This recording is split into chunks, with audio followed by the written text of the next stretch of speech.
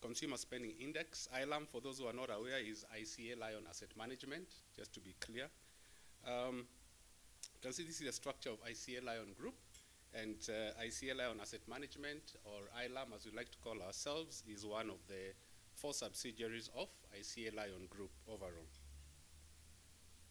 So first I wanted to point out about how there has been Kenya has recorded one of the strongest GDP growth rates in Africa for quite a few years, and doing growth rates of between 4 and 5.5%. That's been, believe it or not, has been a very strong growth rate if you compare with other countries in Africa and indeed in the world. However, despite this strong headline GDP growth, there has been this equally strong perception that the headline GDP growth is not being felt on the ground. And as such, we wanted to explore alternative means of gauging how is the real economy faring, how is the real economy doing. And we had a look at consumer spending.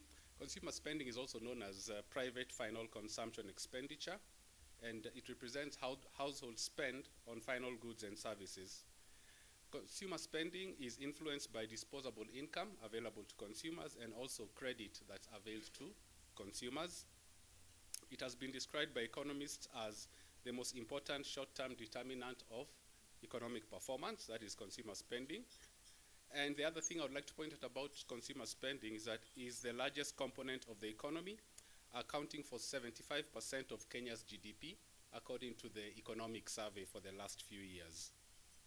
In terms of individual spending, we had conducted face-to-face interviews with 500 individuals, like I said. The bulk of those individuals were aged between 25 and 45 years of age. And in terms of gender balance, it was fairly equally split, with males comprising 52% of the people interviewed and females comprising 48%.